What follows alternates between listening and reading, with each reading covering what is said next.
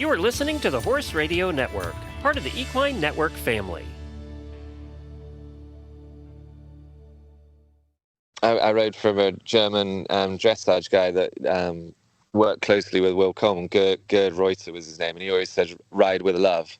So I think I try and, I love the horses. They're all sorts of my babies because I've had them such a young age, most of them. So we try and just, be patient, ride with love, and see what happens. Welcome to the Practical Horseman podcast, featuring conversations with respected riders, industry leaders, and horse care experts. The show is co-hosted by Practical Horseman editors, and our goal is to inform, educate, and inspire. I'm Kathleen Landwehr, and this week's episode is with international eventer James Alliston. James and I spoke in mid-July after he represented the U.S. eventing team at CHIO Aachen in Germany. He and his U.S. bred Oldenburg mare Karma helped the team earn a second-place finish, and they finished as the highest-placed U.S. combination in 9th place. To give you a little more background on James, he has tallied numerous top international placings and CCI 5-star completions, as well as represented the U.S. on several Nations Cup teams. He made his senior Nations Cup team debut at the 2022 Boekelo CCIO4 L in the Netherlands with Nemesis. James returned to Boekelo the following year with Karma, and they finished as the top U.S. combination in 14th place. James had 3 CCI 4-star wins in 2023 and has earned another CCI 4-star win thus far in 2024. His journey with horses began as a child riding in England to now representing the U.S. on the world stage.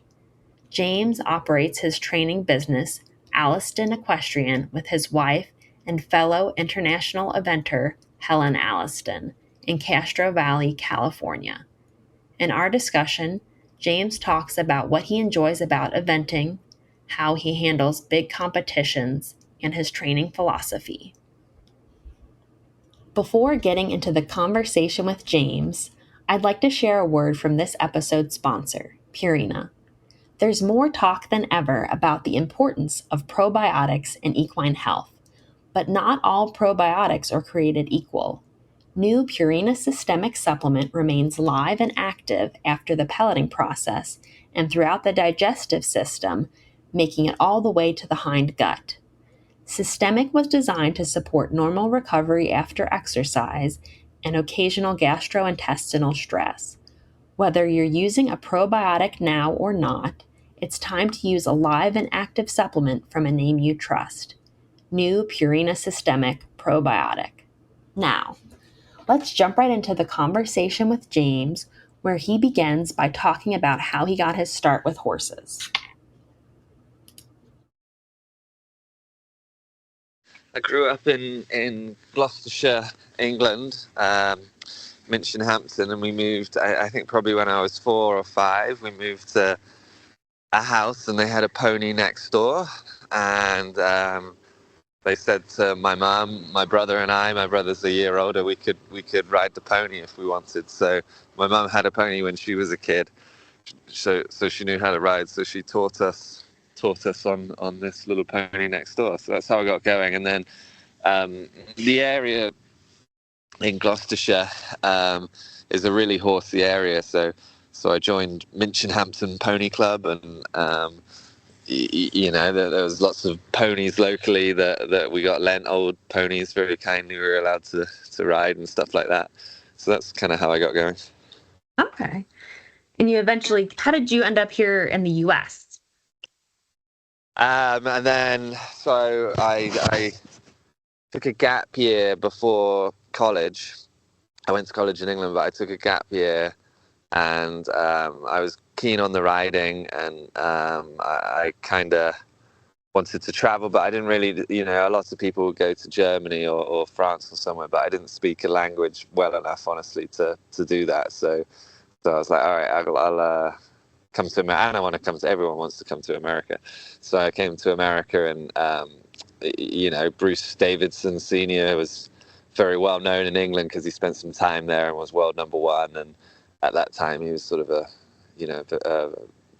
very big rider. So I knew a friend, one of my mum's friends, had worked for him a long, long, long time ago, and she said, I think maybe she phoned him maybe and said, could I come? And and so that's how I got there. Awesome. And then you've been in the U.S. ever since, I guess? Well, I did a year with Bruce, and then I went back to college in England, but I really liked it. So I came every holiday, really, every summer holiday, every winter holiday, I would come back to America because I liked it so much. And then I graduated and went to work for him full time. Nice. Very cool. And since you were involved in the sport of eventing, and what do you like about eventing, and why do you feel like you gravitated towards that discipline versus a different discipline? I think I love the all-round sort of test of horsemanship and skills that eventing offers. I think you really need a wonderful partnership with the horse to do it, and and there's so much training that goes into it because there's the 3 disciplines and the time, the fitness spent with the horses. I feel like you spend, compared to the other disciplines, you just have to spend so much time with the horses, training them, getting them so fit and things like that. So I just really like that part of it. And I think there's many different sort of horses that can succeed at the very highest level, right? Like you can take off the track thoroughbreds, you can take horses that maybe aren't necessarily superstar talents, and if they have the heart for it and the desire and all of that, they can be successful at the highest level. So I kind of like that part. So yeah, it's the ultimate test, as it's often called, and Right. So many horses that excel in it. Right. And what do you think it is about horses and the sport that have kept you involved for so long, kind of down this career path that you've gone on? I think I've had some wonderful horses. I think I've been really, really fortunate. When I first came to America, the first horse I bought was I bought it off Bonnie Mosser, but she got it off the racetrack, and hadn't done a show or anything, so it was relatively inexpensive. And that horse was an amazing horse. Parker was his name, and he did so many 5 stars. And I was young, and the horse was, we sort of learned together, and it was just a brilliant horse. So tough. He just did season after season of advanced and 5-star, and that really, I think, got me going. And I had some really nice other horses, Jumbo's Jake and Tivoli, when I was very young. So I think that was just fortunate, really, to get those good horses early, and that sort of, you get a nice taste for the big competitions, and that's where you want to be and what you want to do. And then since then, I think I've just been lucky with, you need help, and I've been lucky with supporters and the people, my clients here who have enabled me financially to keep doing it, and you kind of need a nice team around you, which I've been very lucky to have as well. So and I know now, as I get older, I think just trying to stay healthy, not fall off too much, and it's one of those sports, I think you get better with experience as long as you can sort of stay healthy enough. So that's the balance, really, where I'm at right now. But I'm really enjoying it. Awesome. Yeah. Had some great successes, and like you said, some really special horses along the way. And I think you recently got back from Aachen, CHIO Aachen in Germany, which is one of the world's biggest horse shows. So can you talk a bit about that experience and the horse that you rode there? Yeah, well, I switched to U.S. citizen sort of two or 3 years ago, which has been really awesome for me. That's been a huge change for me, and US eventing's been so good to me anyway. But and now that I've switched, I've just been sort of lucky to have all these extra opportunities and trips to Boekelo, and then now to Aachen this summer. And I've really enjoyed the team stuff. The American team has a really is in a really good place right now, I think, with the people in charge and the coaches, and it's just a really good energy when you go on those trips. And obviously the US team's doing very well right now and having a lot of success. So I'm excited to be a part of that in a small way, and hopefully I can be in the future. And Aachen is an unbelievable show. Everyone had told me it's an amazing show, and it's incredible. Just the high level show jumping and dressage and all the other sports going on, the very best riders in the world sort of right there to watch. I feel like I learned so much just being there watching the other disciplines. So such a meeting of all these top level athletes and riders and horses there. Yeah, and cool. Can you talk a bit about Karma, because she seems like a really special horse?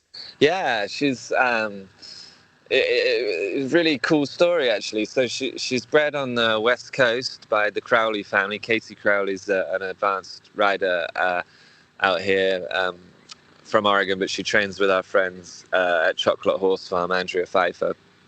And so they had, I think she has some siblings that Katie rides, advanced, I think. So it's, it's good mother, I think, of Karma, who's been a good producer. But anyway, when Karma was young, Andrea phoned me and said, we've got this horse and it's going to be a little bit tricky, maybe not so good for Katie, because it would freeze in the ring. This was before it had ever done a show or anything.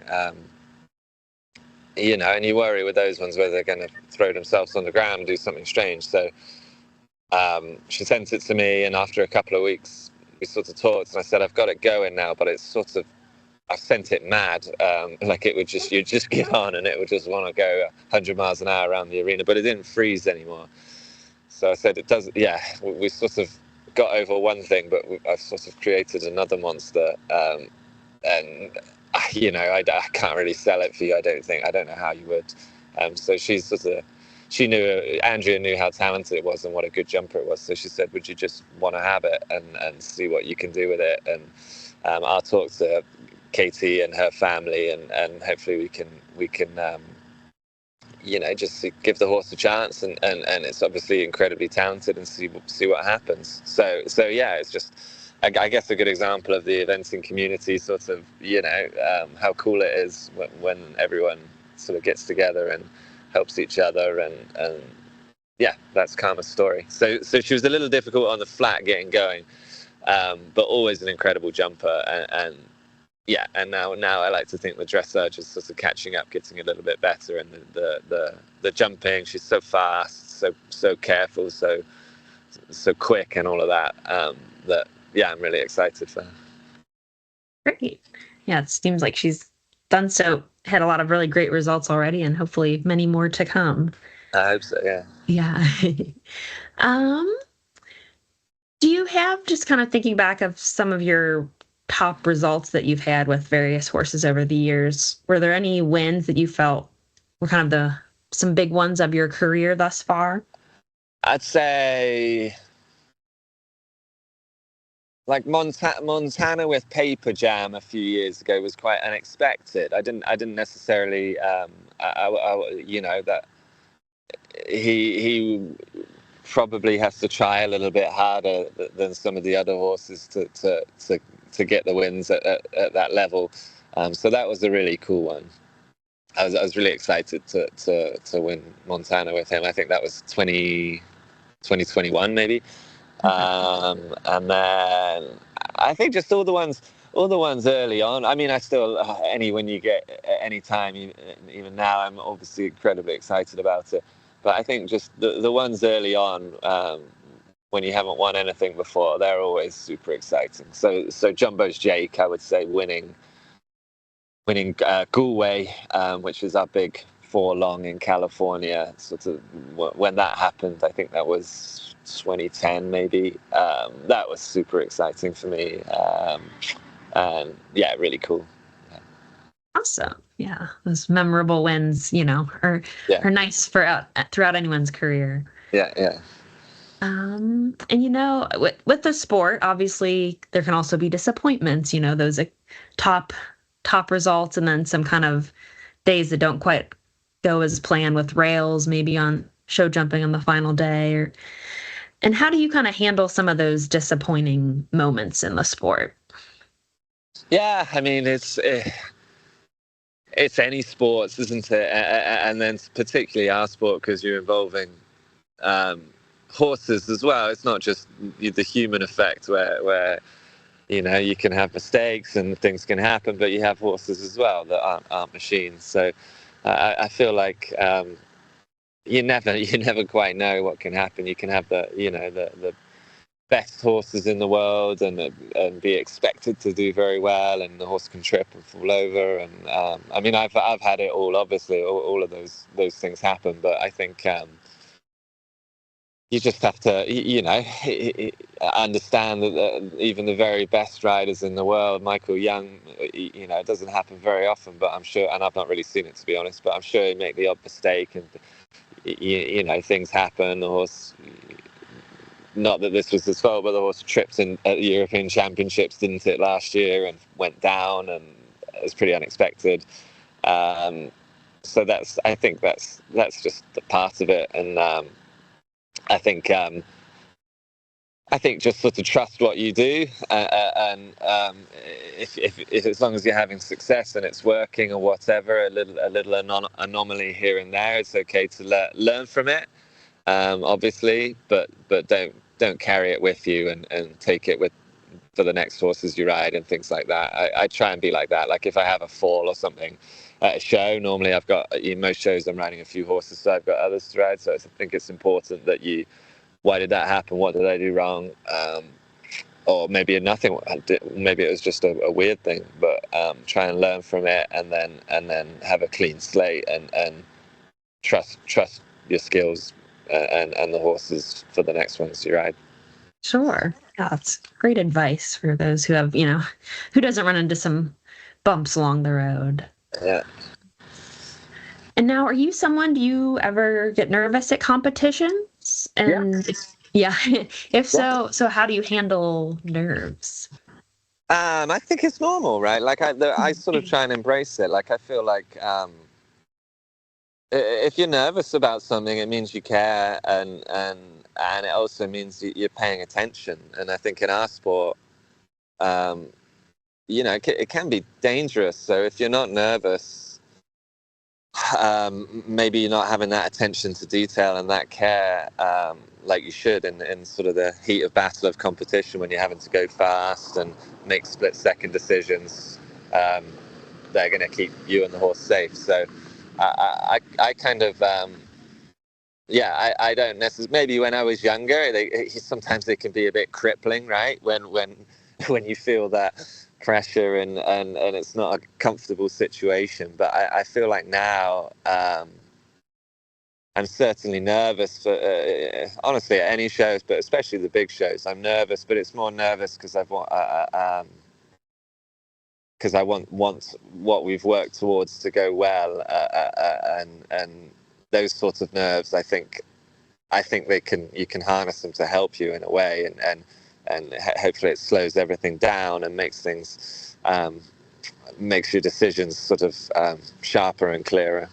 Got to be attentive to all the details with competing horses. And you kind of mentioned big shows and sometimes nerves with those. Do you have a particular routine you like to follow at big shows, or is it the same as any other show?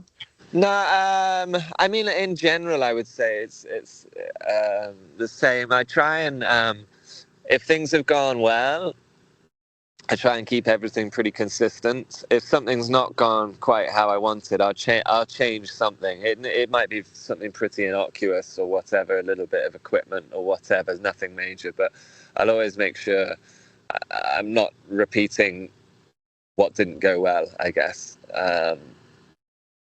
So I always try and do that. If a show's not gone well before, or the horse has not gone that well before, I'll make sure I just change something a little bit slightly. So I guess that's kind of a weird, not maybe a superstition, but it's definitely a habit I've gotten into. Yeah. That makes sense, though. A mild change that's maybe necessary. Yeah. I think sometimes it's probably not, though, but it's just in my head. I've done something slightly different in the build-up, right. I guess. Gotcha. Yeah. So thinking about training, how would you describe your training philosophy? I think I tend to be quite slow and patient. I would say, like a lot of my horses, I get them very, very young, and we break them as well and get them going and all of that. So I'm all about sort of building the partnership with the horses. I tend to not buy horses or get horses that are already at a level and someone else has ridden. Most of my horses, I've sort of had them from their very first riding experiences, and then I go with them, because I think that's huge in our sport, especially in the cross country, the partnership, like to make them go and jump into the head of the lake or something insane they have to jump. I feel like you build that trust out hacking the first time they hack out as a 3-year-old, right? Does the horse go where you want it to go, and does it trust you and believe you, and that sort of stuff? I really think you generate that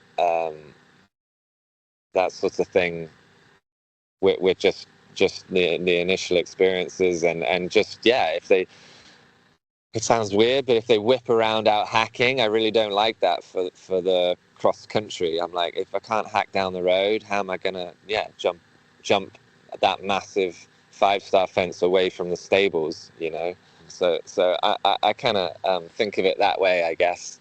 And then I was always told, I rode from a German dressage guy that worked closely with Will Coleman. Gerd Reuter was his name, and he always said, "Ride with love."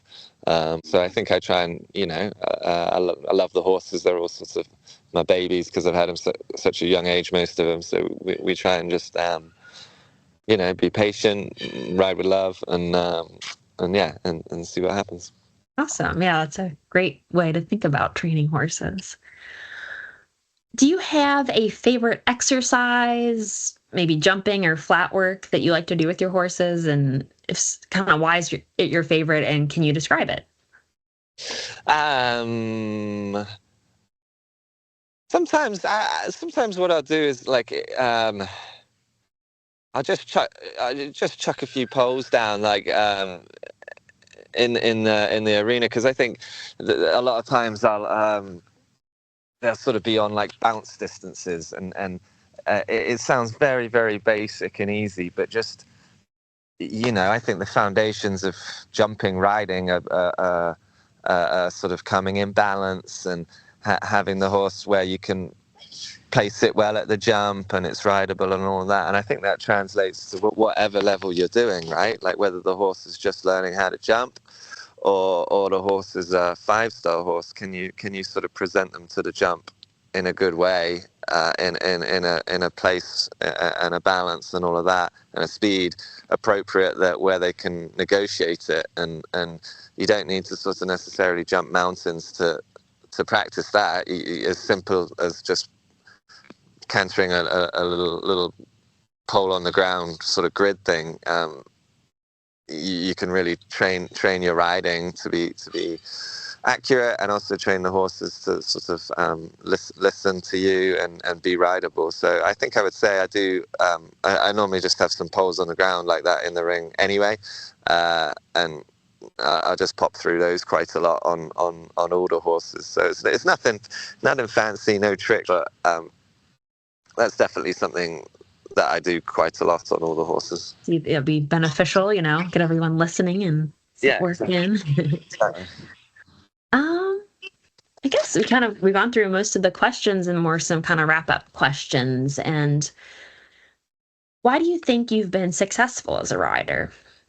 I've had a lot of luck, like for sure. You need to be lucky, and you need to be in the right situation. And I think all the successful riders would say that they've not, they've things have gone their way. That they've had the roll of the dice a lot of the times early on and stuff like that to get them going. So I would say that had some help, been fortunate, and had some nice horses. But I would say probably I'm a hard worker, and I'm sort of quite determined, I would say.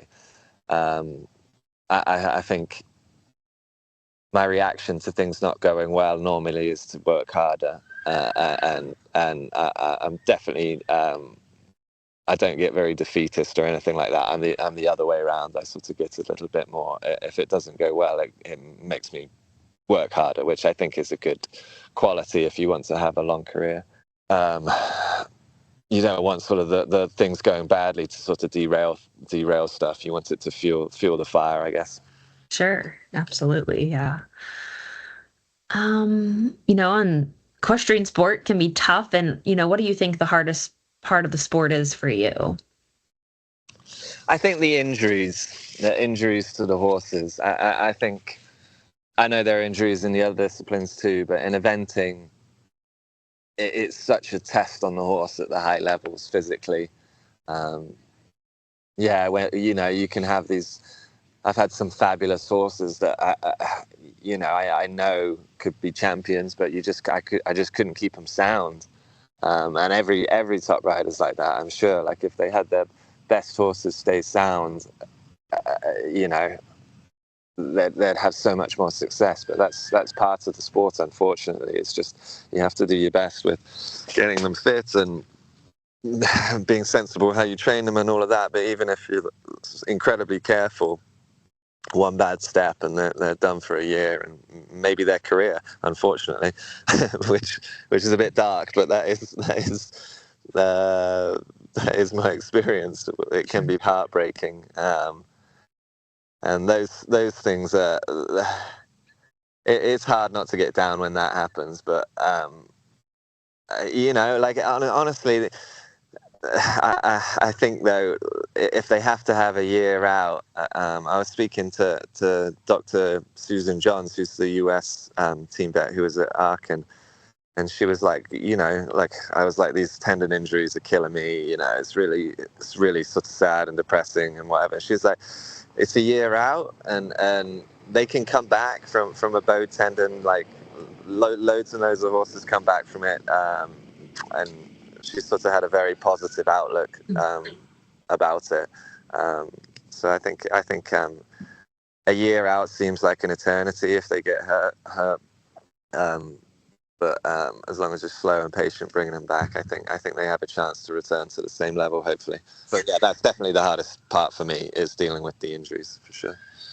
Sure, absolutely. Yeah, it can be discouraging, but it's good to hear that, a year can be tough, but they can come back, and depending on the injury, of course. Yeah, exactly. Fingers crossed. I'm talking about, I guess, both tendons, but yeah. Gotcha. Okay. Do you have any advice that you would give your younger self, or do you have any regrets? Oh yeah, I'm sure. Like I'm sure lots of regrets, but I've obviously made so many mistakes, done so many stupid things. But yeah, like I say, you just try and learn from them, I guess, and not repeat the same mistakes. But I think it's important to recognize when you've done something wrong, for sure, which I've definitely done a lot of. And any advice for myself? I think I'd say probably when I was younger, I'd be inclined to just sort of, just because I didn't know any better, really sort of, really be pretty aggressive bringing the young horses up through the levels. I'd go pretty quick with them. It's partly a little bit from sort of the training I'd had and stuff like that. But like definitely, I would really, you know, I had 5-year-olds going prelim and stuff like that, no problem. Always for the first years of my career, which I think it's cool initially, like, because you know, you get horses up the levels quickly, but I don't necessarily think, I mean, some horses can do it for sure, and it's no problem. I know like Ready Teddy, Blythe Tate's amazing horse, that was winning prelims, no problem as a 5-year-old and whatever. But I think in general that wouldn't necessarily be my goal. I don't think these days is to get him going as quick as possible. I'm more playing. If I think the horse is a real quality horse that can go a high level, I'm more playing the long game probably these days, because you don't want to risk hurting them young, and yeah, it's a marathon, not a sprint, isn't it? Sure. I prefer to have them have a long career at a high level than get there quick and maybe quicker than is necessary. But having said that, there's many ways to skin a cat. Everyone does things slightly different, and I think I don't think there's there's many correct and viable ways to do it, and I think as long as you have a system and you stick with it and you're consistent and whatever, you see a lot of different programs churning out a lot of different a lot of advanced horses, right, in very different ways. So I'm not one to say this is the way to do it. I wouldn't have done it like this or that. But I definitely think in hindsight, I probably would not be so aggressive with getting the young horses up the levels. Gotcha. Yeah. I think you mentioned earlier how you practice a lot of patience now with developing the horses. Definitely. Obviously, there's less of that when I was young. Yeah. Yeah. And I guess just talk about what's next for you and your horses. I don't know if you want to, could be short-term or long-term goals. What's next? So Karma, I'm not really sure. Like, she's had obviously a really busy, very busy summer, really, because I did Kentucky and then Stable View and then Aachen 2 weeks later. So that was all a pretty quick turnaround for her. Sort of a lot of events coming thick and fast, and a lot of travel as well, and she wouldn't be the easiest traveler. So she's home now and looking a little lean. So we'll try and get some weight back on her and give her a bit of a rest and see where we're at. But Maryland's a possibility. Yes, although she's had a big year already, so trying to, like we said, exercise a bit of patience and see what's right for the horse. But that's a possibility. And then I have a really nice horse, Nemesis, who's coming back. He had an injury, but he's coming back. So I'm really excited. Hopefully we can keep him sound, because he's definitely he did a team thing at Boekelo Nations Cup a couple of years ago at Boekelo. So he's of that quality, and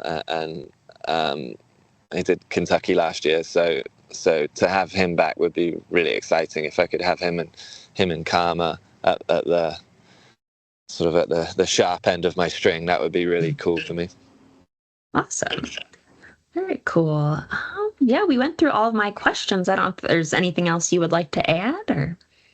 I guess big thank you to my wife Helen, who's obviously integral in everything we do, and big part of keeping the show on the road while I'm away, and also of helping me train the horses and training me. Awesome. Yeah. No rider doesn't have a important team behind them. Yeah.